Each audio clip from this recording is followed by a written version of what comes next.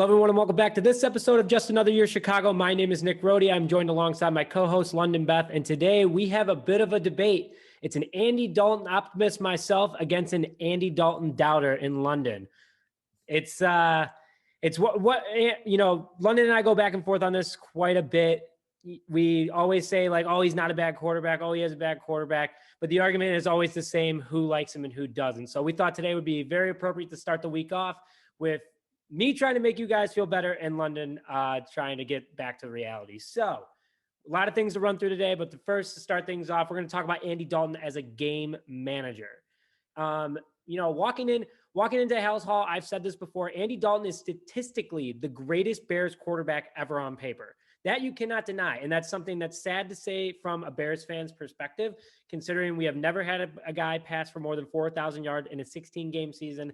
Now we're going to have a 17-game season. I still don't think that's going to happen. That's even with our predictions of Andy Dalton stats coming up this year. More to come on that. But, London, I mean, from my perspective, he's the best game manager we've ever had. And let me kind of like throw a few things at you, because Jay Cutler definitely wasn't. Kyle Orton definitely wasn't. Rex Grossman wasn't. And Mitch Trubisky absolutely was not. Don't even throw Nick Foles in there. Don't even throw anyone else in there. Here's something that a lot of people don't know about Andy Dalton. Amongst active quarterbacks in today's NFL, Andy Dalton has had 27 game-winning drives, ranking 6th amongst active quarterbacks. That's more than Aaron Rodgers. That's more than Derek Carr. That's more than Dak Prescott. And that's more than the elite Joe Flacco. So, he actually has the ability to change plays at the line. He can read defenses a lot better than other quarterbacks we've had. And again, he's 6th on a very prestigious list of Tom Brady, Aaron Rodgers, Patrick Mahomes, Deshaun Watson. Sure, some of those guys haven't played in big games yet, but then you also have Ben Roethlisberger. You have other guys who have been around for quite a bit of time that have managed games, that have won Super Bowls, and Andy Dalton's still ahead of them. So, London, just to kicking off that off the bat, I think Andy Dalton's the best game manager we've ever had. Is he the answer? No. But what are your thoughts off him being a game manager? Yeah, so Nick, let me start off by saying this. I see the 17-game season come out, 17 weeks of football. Hey, one more week of football, I love. Okay, that's one more week of sitting on a couch on Sunday, possibly with a beer and some chips and watching some good old football. Excited about that. Not excited that for the era of 16-game weeks, it was us and the Jets. Who Giants. were the only, Giants. Was it the Giants? It was the Giants. The Giants were the only other team. Okay, the Giants were the only team. New York, either way. It might have honestly been the Jets too. So that was sad to see that we were the only two teams that have experienced that and didn't, see a 4,000-yard passer through that time. So hopefully maybe one more game. I know one of our quarterbacks was like 160 yards short of that. So one more game would have produced it. But overall, yes, he is a game manager. Looking through the statistics since 2011 all the way through last year with the Cowboys, that's pretty much what Andy Dalton does is he game manages. Okay, he looks at what he needs to do to win a game. He's had really, really great defenses. He's used those defenses to win games. But honestly, every single year he'll have like one or two, possibly three huge games where he throws for 5 touchdowns. Like in 2016, his Pro Bowl year against the terrible Jets and the Minnesota Vikings, who weren't that good either. He threw for 5 touchdowns, 1 interception, 4 touchdowns, no interceptions. Every other game, he either threw 1 pick and like 1 touchdown or no touchdowns and no picks. And he just, threw for 200 something yards. He is the like spitting image in the NFL of what a game manager is. Okay. Yeah. But the problem about that is he always has great weapons around him. So all he needs to do, or a really good defense. So all he needs to do is game manage. Right. So that makes me nervous is the Chicago Bears. We know we have great defensive pieces. Okay. We know we have at least some young studs on offense. Are they just going to kind of default to that game manager like they thought Nick Foles was going to be? And then hope that the NFL, reverts back to like the early 2000s where defenses just carried you through the regular season. I just don't think that's what we are anymore. Right. It worries me. It really does. It worries me. But yes, he is a game manager, and we didn't have a 4,000-yard passer. So Let me go off of kind of what you're saying. So I totally agree to that. Like, against bad teams, he did that, but that shows that he knows how to do that. And against good teams, Tom Brady's not going to be always the greatest game manager, though he is the GOAT. He's not always going to make the best decisions. But you're not going to have a guy out there panicking, calling timeout when he doesn't know what to do with a play. You're not going to have a guy out there that's going to be, looking at the line and being like, okay, we're still going to run the same play, trying to act like you're not going to run the same play. It's not going to be that the way with Andy Dalton. And on top of it, like you were kind of saying, he had great defenses. He had great weapons. So he has weapons in Chicago right now. That's before the draft too. He might have more weapons. He does have a great defense right now. Yeah. Okay. So maybe he doesn't have like the greatest weapons, but he has Allen Robinson. He has Cole Kmet. He has David Montgomery. He has Tyreek Cohen. Darnell Mooney, and then you go out and get another speedy receiver in the draft that's fast and explosive. Dalton can work with that. What Dalton, I don't think people really think about also is that we needed a guy like him last year to win 12, 13 games. We just needed that kind of guy. Nick Foles could not move around in the pocket. Dalton can definitely move around better in the pocket. He can make better decisions. Nick Foles was inconsistent before the Bears got him, and the only hype around him was that we had a Super Bowl MVP. That's awesome. There's been plenty of other players who have won Super Bowl MVP, and we never heard about them again. It's the biggest game, and it's just who shows up, and it's any given Sunday. But Andy Dalton has shown on any given Sunday he can consistently do it over and over again, and he has played with some pretty bad teams, kind of like you were saying. I know we're going to get into that in a little bit. But he has played with some pretty bad teams and still put up numbers. Yeah. The problem is, though, other than one season when he had some really bad, and I think it was around 2015, where 17, one of those two, when he had just like a lot of injuries, AJ Green started, experiencing tons of injuries. That was the only season you can really see that he had like a huge fall off of wins, if we're, basing it on the game manager for wins. Other than that, every single season, like I said, since 2011, and even last year on a not very good Dallas Cowboys team that should have been good, but again, was plagued with injuries, have had better weapons than the Chicago Bears have seen in a long time. A lot of people don't want to know this, but especially as Chicago fans with Andy Dalton, he needs good weapons around him. And honestly, that's what scares me is, yes, we do have Darnell Mooney, who I'm really high on, and he's a young, inspiring wide receiver. Yes, David Montgomery finally broke out at the end of the year. Cole Kmet showed some flashes of playing tough. Allen Robinson is Allen Robinson. But even the Dallas Cowboys, statistically, top to bottom, their top three receivers, their running back, and even their tight end, who is Dalton Schultz, S-C-H-U-L-T-Z, was their starting tight end. He was a tight end from Stanford, picked in the 4th round in 2018. Didn't even know who he was. Had more yards than both of our tight ends combined last year. Sure, yeah. I mean, it makes sense too. And then CeeDee Lamb was arguably the second best rookie wide receiver behind Justin Jefferson. And a lot of people are like hating on Cooper lately, but he actually had like over 1,000 yards. And then Gallup, their slot guy, had a great season too. And honestly, Zeke had injuries, still had a really good 1,000-yard rushing season.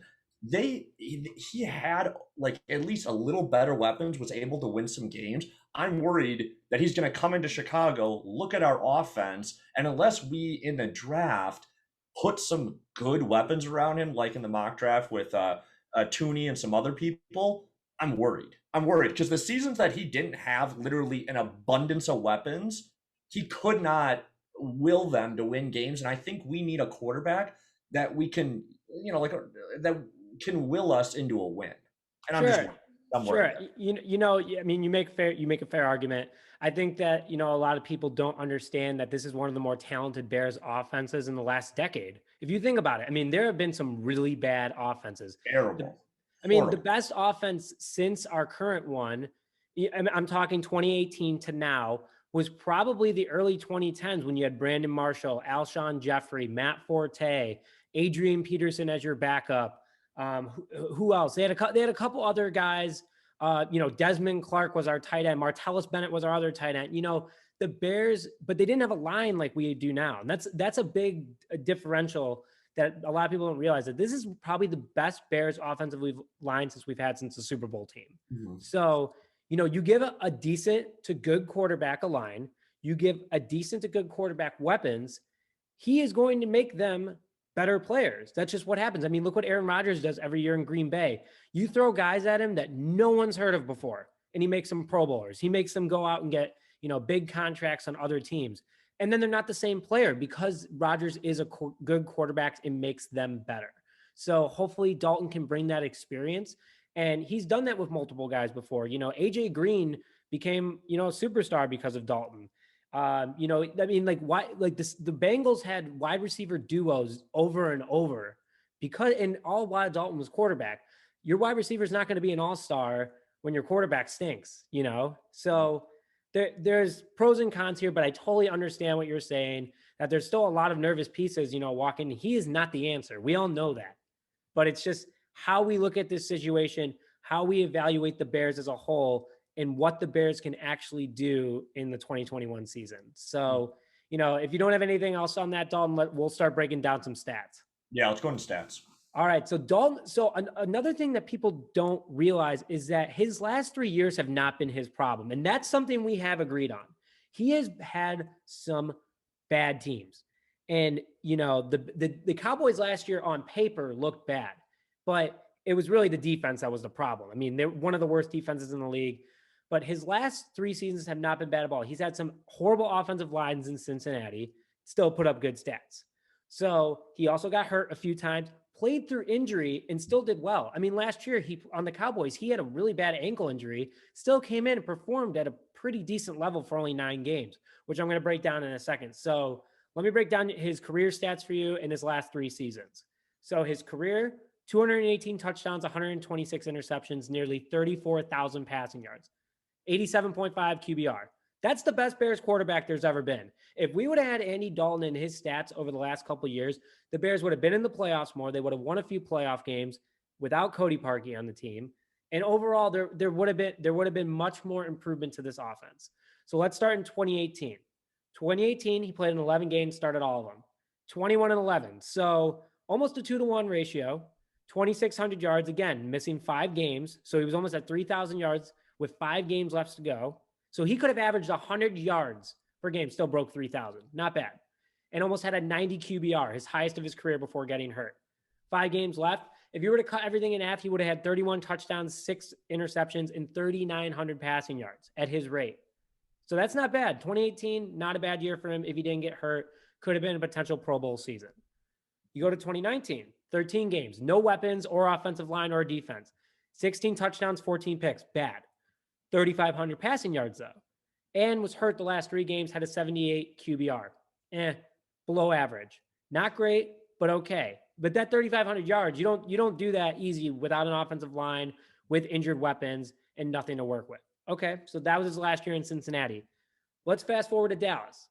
Played in 11 games, started 9 of them, with injuries and a horrible defense, kind of like we said before. 14 touchdowns, 8 interceptions, 2,200 passing yards, 88 QBR. So almost the highest of his career. Add 6 full games to that. His stats could have been 26-14. You're still in that average pack, better than average pack, but you had 3,600 yards.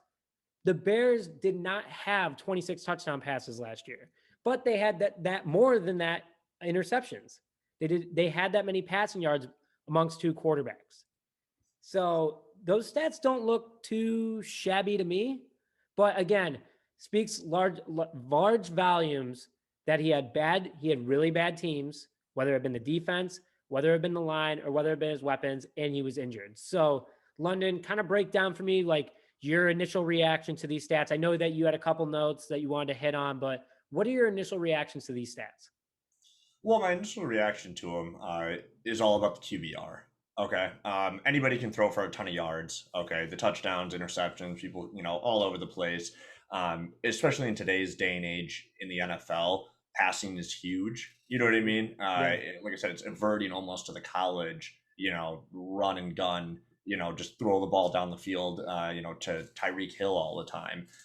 Good for Patrick Mahomes there.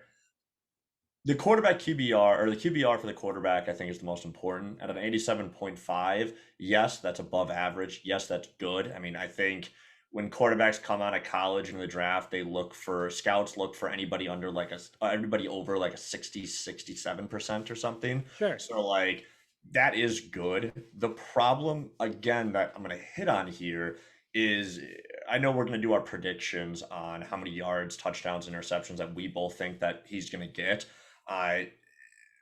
Where what we do in the draft is going to completely dictate Andy Dalton's success.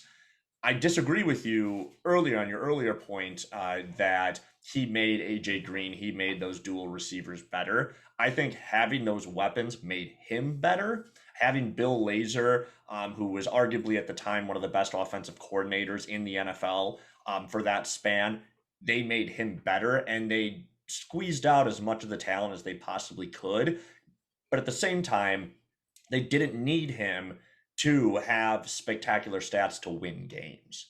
Yeah. And that's what worries me about this Bears team is because we need somebody because our offense will sputter because Matt Nagy will sooner or later try to take a grasp of this offense and the weapons that we have unless we have a phenomenal draft. Honestly, I do not see us having good enough weapons for Andy Dalton to be able to just be that game manager. Plus, we've lost a lot of pieces, whether we like it or not. We have lost pieces on the defensive side and have replaced them with not as good of pieces. Yeah. So I don't think our defense. Yeah, so I don't think our defense is going to be as dominant. I think we're slowly regressing there on defense. I think we'll still be good again, depending on Jalen Johnson, how well he does his second year. You know what I mean? How well Desmond Trufant fits into our thing, our system.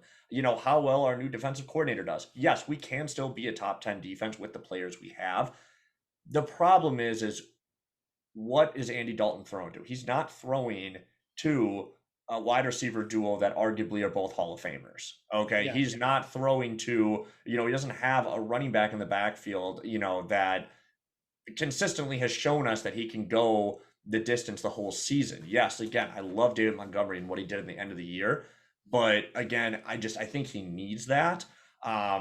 So yards wise, my biggest bugaboo to that is people will look at these yards, they'll look at the touchdown, they'll look at the interception, and they'll go, "Oh my gosh!" Like you said, Nick, walking in, he is statistically the best quarterback we've ever had.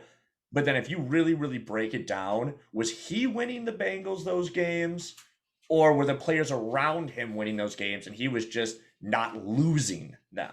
Mitchell Trubisky lost us games, okay? Nick Foles lost us games. Jay Cutler lost us games. Rex Grossman, Kyle Orton, so on and so forth down the list. They lost us games. He's not going to the thing is though, is yes, he might not lose us games, but I'm worried that, like I said, unless something crazy happens, in the draft or later on in the free agency, is he going to be able to use those weapons are they going to win us games? And that's what I'm most nervous about. But like I said, the QBR, good, but stats mean absolutely nothing to me in today's day and age, because honestly, like you've seen, like I was watching Peyton's place, and they talked about the stats of the quarterback and stuff, and they asked Peyton Manning, they're like, "Peyton, how long do you think your stats are going to last?" You know what I mean? And he said, or how long do you think your stats are going to last? And he was with Brett Favre, and he said the only stat that'll probably last is Brett Favre's career starts in a row. He goes, all the rest will get broken, you know what I mean? Because people like Patrick Mahomes and all the new guys coming into the league over and over again, because they're just getting bigger, stronger, faster, throwing the ball more. Yeah. So your points are very valid. There is no doubt about it that, weapons are key to a guy like Andy Dalton. Aaron Rodgers is the opposite, kind of like we hit on earlier. Yep. Aaron Rodgers is the weapon and he makes people better. Yes. Bill Lazor was the guy that made Andy Dalton have some of his best years. So you're giving the play caller who should be calling the plays, not Matt Nagy, like you hit on, the ability to unlock the potential of these quarterbacks. When he was calling the plays, and we knew Bill Lazor was calling the plays from a certain span of the game, and then when it got to the Green Bay game, Matt Nagy's ego took over again. 100%. But you could see he was unlocking Mitch. Mitch was better. And if you were to give him a guy like that, if Matt Nagy sits down and goes, wow, this is the last year of my contract, and I probably will never get a head coaching job again if I don't let Bill call plays. Because if I call plays, it's not going to turn out well. Mhm. Andy Dalton's going to have a decent season or a good season, better than Mitch and Nick Foles.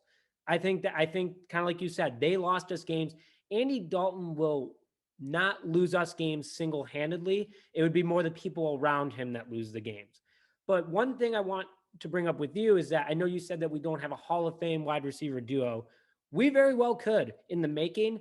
Allen Robinson is still 27 years old. Darnell Mooney is, I believe, only 23, 24 years old. Cole Kmet is 22 years. I'm not saying Cole Kmet's a Hall of Fame. I'm not saying any of these guys are Hall of Famers. Robinson, if anyone. But this is the youngest that the Bears defense has, or offense, excuse me, the Bears offense has ever been across the board. Literally ever. When Andy Dalton's the oldest guy on the offense, your quarterback, that's actually a good thing because he is able to help control and guide and teach these guys. And then your second oldest guy is Allen Robinson, who's able to mentor all these other young guys. And David Montgomery is playing like an older seasoned veteran, and he's entering his third year. So I think that's one thing that Bears fans do too much is that we get these fresh weapons, and then the expectations are so high, especially in a city like Chicago. And then you, like you kind of were saying earlier, like the Jets and the Giants, like teams that have just been failed after failed offense, the expectations are super high. But if you look at the progression over the last couple of years of the offense getting better, in 2018, it was the best. 2019, ho Nelly. And then the first half of 2020, but man, stocks rose when Bill Lazor took over and was able to understand this offense, and that we built chemistry. Jimmy, and by the way, I don't think a lot of people realize this. Jimmy Graham is still on the Chicago Bears. I know he was a target for salary cap saving, but the weapons are all still there that we had last year. We haven't lost one weapon on offense. So, and that's it. And we never ended up trading Anthony Miller. We never ended up trading Wims. So, there's a couple things that are going on that I think that we also need to consider with chemistry wise for Andy Dalton, and then putting Andy Dalton in there, a guy that can help lead this young chemistry group and help establish that chemistry because he's done it time and time again with the Bengals. So, but it's really, like you said, going to come down to his weapons, and that's where the chemistry comes in. So I think you and I both have our fair argument on this. And, some people do like to look at stats, but the QBR is important, and his all-time QBR being 87.5 isn't terrible, but it's also not Russell Wilson, Aaron Rodgers level. So a couple things to go off of there, but anything else on that, London? No, I'm excited, and I know the next thing we're gonna do is gonna be our predictions of Andy Dalton. Once we went through the stats, Nick provided phenomenal stats. He did his research, was able to bring that kind of stuff in. Now let's kind of put him to the test. Okay, so Nick is currently right now the Andy Dalton stat guru. Okay, so Nick, I want you to start. What are you predicting for touchdowns, interceptions, and yards this season coming up for Andy Dalton on the Chicago Bears as our QB1? Disclaimer, I am sober when I say this stat. So just so everyone knows, I feel like people are going to go, this guy's not, he's on a different planet at this point. I got Andy Dalton because of the expectations of Ryan Pace and Matt Nagy. Matt Nagy knows, and I kind of hit on this before, kind of leading into this. Matt Nagy knows Bill Lazor has to call the plays. And if Matt Nagy doesn't think so, then Matt Nagy's already packed up, ready to move back to wherever he's going back to. I got Andy Dalton throwing 30 touchdowns this year because the expectation of the Bears quarterback position is so high. Now, this stat line is also only if he starts all games. We got Kellen Mond potentially coming in. I love that. I love that he's potentially coming in. Now we might have Mac Jones coming in. I want Kellen Mond. I don't want Mac Jones. And, okay, now I'm a little crazy for that. But I really think that if Dalton starts all 16 games, his stat line is going to be 30 touchdown passes, 14 interceptions, so a little more than a 2-to-1 ratio. And I don't think he's going to break the 4,000-yard passing mark. It's going to be like 3,800 or something where Bears fans are going to be like, we were so close. But, then we have the 17th game, so who knows where that could go from. But he's not going to break 4,000. But again, if Bill Lazor is calling the plays, I think that Andy Dalton has the weapons around him. He has the line around him. And that's before, if we draft a lineman in the first round, much improved offensive line. James Daniels is coming back next year. Whitehair is back in his position. Sam Mustipher is our center. And, Leno improved at the end of the year. You give Dalton that offensive line, an improved offensive line. I have him going 30, 14, and 3,800. QBR, I'm probably going to go with, 90 like his career high. But that's if Bill Lazor calls plays all 17 games.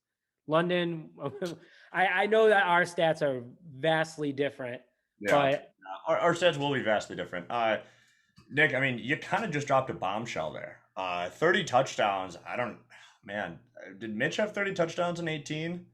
I don't no. even know. He had 22. 22, yeah. So that might be like the first 30 touchdown quarterback in a while. Jay Cutler.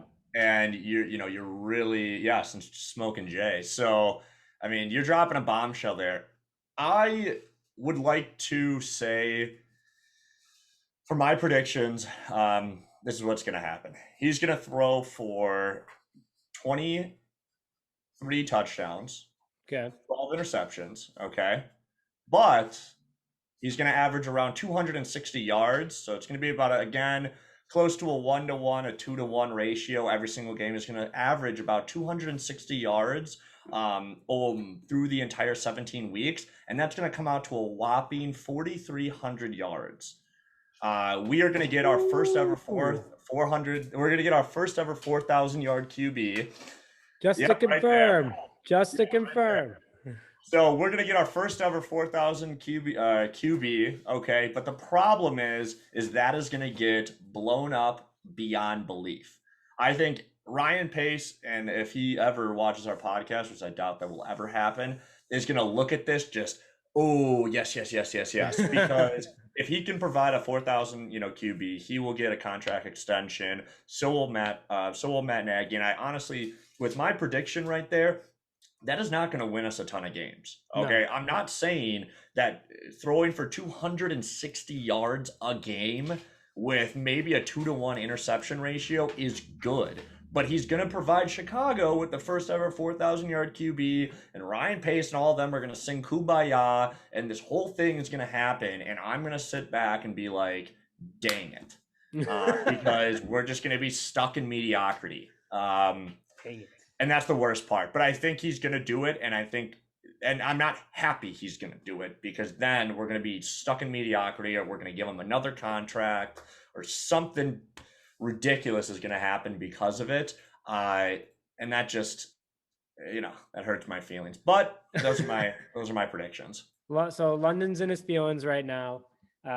Just so you know, London, just to make you feel better, even if it was a 16 game season this year and you did 260 yards per game, he's throwing still over 4,000 yards. I know. And I think he's going to throw over 4,000 yards. And if you play fantasy, he loves feeding the number one receiver, AJ Green, all these guys when they had him. So pick up Allen Robinson. I mean, I'm not going to say I'm going to draft him, because some of the guys in my fantasy league watch this, but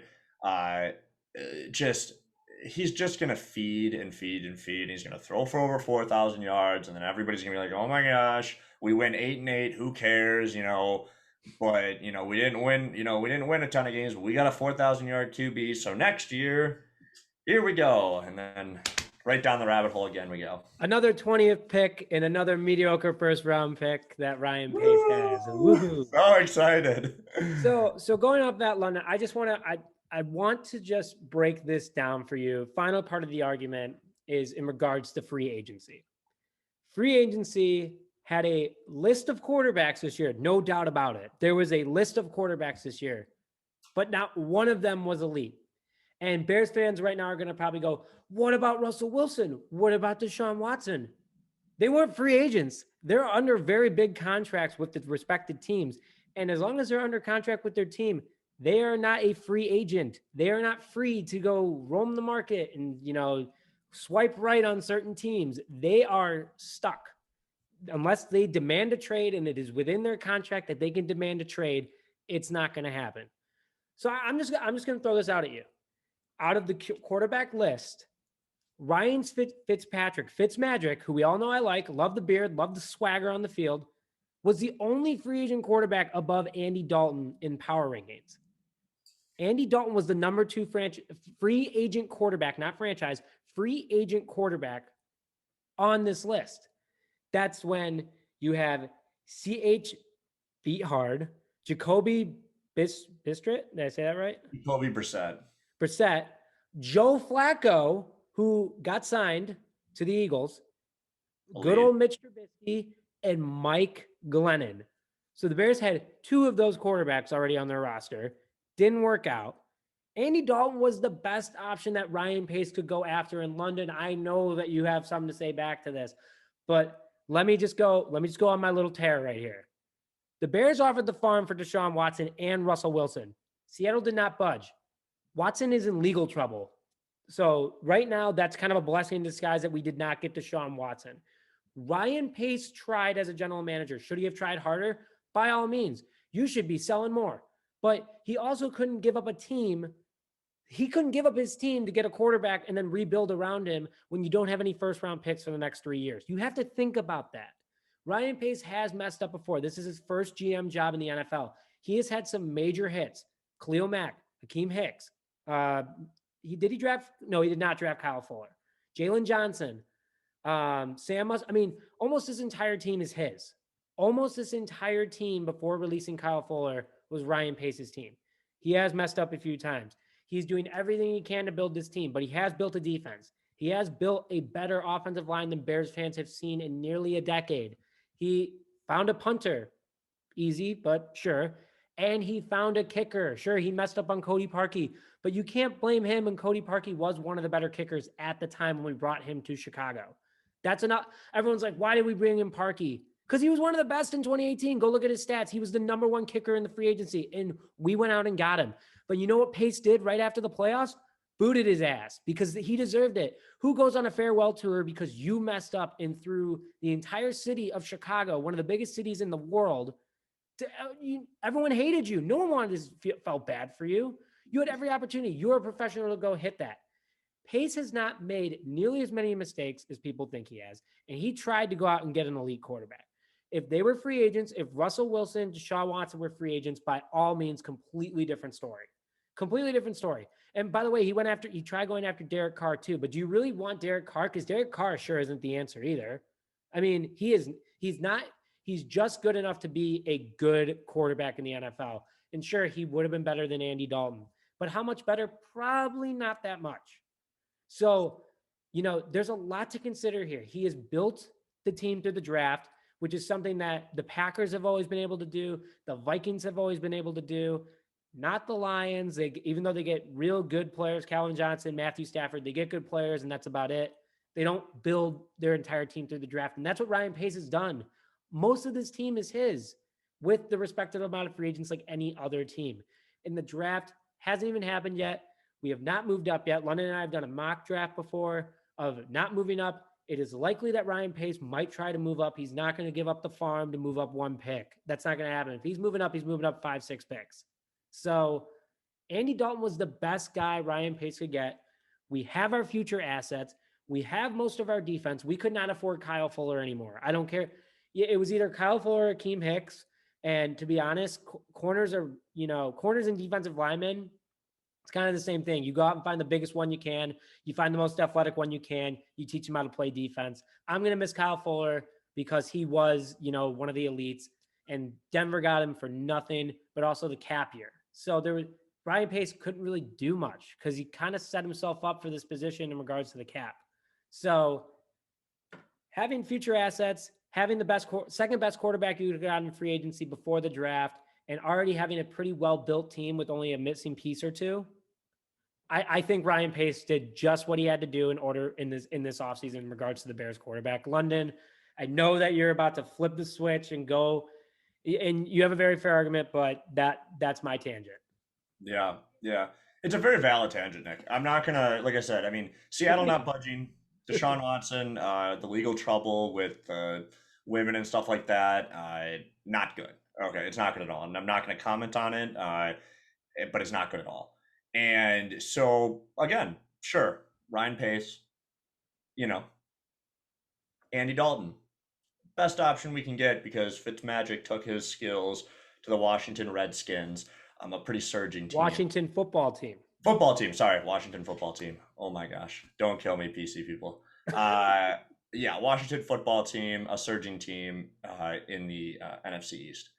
Oh, sheesh. Yeah, no, you're right. The biggest thing is you sound like the mainstream news of ESPN. Sure. Right there is exactly what Ryan Pace and the Chicago Bears media team want Bears fans to think. Absolutely. They want them to think, they want us to think Andy Dalton was the best signing we could have possibly done after throwing everything but the bean and Navy Pier for Russell Wilson. And that is what kills me. And don't get me wrong, I love Ryan Pace and certain parts of him as a GM. And we've talked about this in past podcasts. I've said, hey, mid round to late round drafting, he is arguably, other than maybe Bill Belichick, the best person I've ever seen.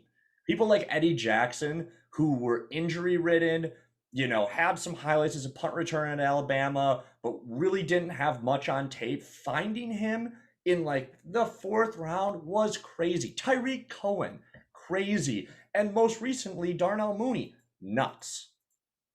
He knows where talent is. Yes, he's made some mistakes in the draft earlier, and that's his biggest bugaboo. Kevin White was not his fault, by the way. Yes. Yeah, Kevin White, injury ridden, not his fault.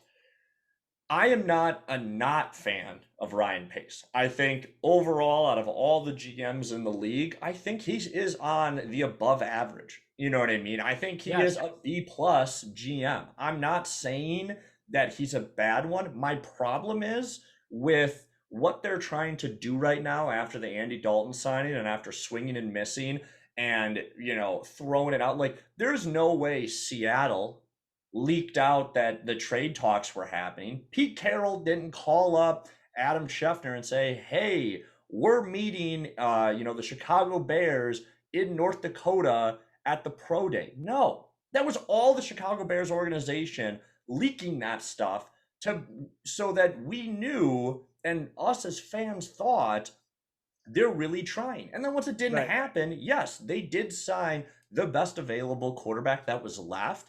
And now they're trying to paint this picture of we did our absolute best after we, didn't get Russell Wilson.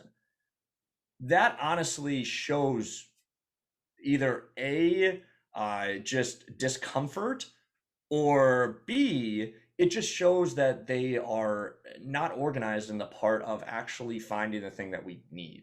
So what they're doing is painting this whole picture of this Andy Dalton, is, gonna be, good and kind of, and they got the best free agent QB left. So that's what kills me. Yes. Not out on Ryan Pace, but I disagree with you. And I know Colin Cowherd this morning said the same kind of thing is this news and stuff about us still possibly getting Russell Wilson is not coming from Seattle, is not coming from Russell Wilson. It's still coming and getting leaked by the Chicago Bears. Like, why? Yeah. Why are they keeping us excited about this? Like, when they could just, when they tweeted out the thing of Andy Dalton QB1, just let the Russell Wilson thing die, man. Just come out and say, hey, kind of like the White Sox. I really respect the White Sox when Eloy got injured, and they're like, hey, we're kind of actually mad about that play that he made because he was going to be a vital part to us winning this coming up season. And they were like showed that they were actually upset with that kind of dumb play in spring training. He didn't need to do that, and he got injured. Do the same thing. Ryan Pace, just come on and say, hey, we threw in everything for Russell Wilson. It didn't happen. We got to rock with Andy Dalton. And, we'll see what happens with the draft. No one wants to hear about the great week of practice. No one wants to hear what's on the table. I get it. No, I would just rather it be more upfront and blunt than there's still leaks coming out that we might still get Russell Wilson to keep our hopes up to make it seem like Chicago's still trying. Like, move on, move to the draft so we can go get somebody like Kellen Mond, Mac Jones if he slips, some other players like that and see what happens. I just, that's what's killing me right now. And honestly, it's just, it's tearing me apart because I sit there and I go, Ryan Pace, you're good. Just stick to what you were doing because Chicago fans are, like you said, we're such a large market and we're one of the largest cities in the world. We're way too smart. You can't fool us like that. No, You can't fool us. and honestly, like you said, so flipping my argument, that I agree to. Ryan Pace or the McCaskies, I'd rather have the McCaskies say this, Yeah. especially the owner of the freaking team should be saying, like, this is the mistakes we've made. We tried everything. That would make Bears fans feel so much better instead of them always putting their problems on someone else, which unfortunately always falls on their general manager, head coach, or their quarterback. So there's a lot going on within the Bears organization right now. And London, really appreciate this entire discussion. Probably one of our better ones overall. But let's just cut to the chase. I still love Andy Dalton as our quarterback right now, as the best available quarterback that we could have. Mac Jones is still on the table. There are, Ellen Munn still on the table. It's still on the table. I'm saying it. Ryan Pace should not be saying that anymore. That he's used that card too many times. Kellen Mond is still on the table. Zach Wilson, I think, is off the table. I am very upset about it. I don't want to talk about it. My feelings are hurt, but like you said, the Bears need to be more upfront about the decisions that they're making. Do you remember super fast? I know you're not a big hockey guy. I'm a big hockey guy. The Blackhawks literally wrote a letter to their fans before last season and this season. Hey, we know we're not going to be as good as we once were. We are not the dynasty that we used to be, but we're trying to get back there. That gained my respect as a Blackhawks fan if they lost every single damn game this year. Immensely. For them to say that is just, the Cubs never said anything like that. The Ricketts came in and said, we're going to win. We're going to win. We're coming here to win. They did. They won a World Series. They could have won more, but they did what they said they were going to do. They have to do it again, and I understand. But the Bears in my lifetime have never said, this is a year of rebuilding. We're going to be as competitive as possible. I'm just going to sit on my TV, throw my remote at my wall, have to get more drywall at Home Depot on Monday. That's just how it's going to work. And look what happens with the Blackhawks. 3 years later, do they rebuild and they're relevant again? They're struggling, but relevant. But they are technically relevant again. So, in all, great argument, London. Really appreciate your time as always. But to wrap things up, thank you everyone very much for listening to this very long episode of Just Another Year Chicago. London and I had a lot of fun. Please make sure to comment your thoughts on this video.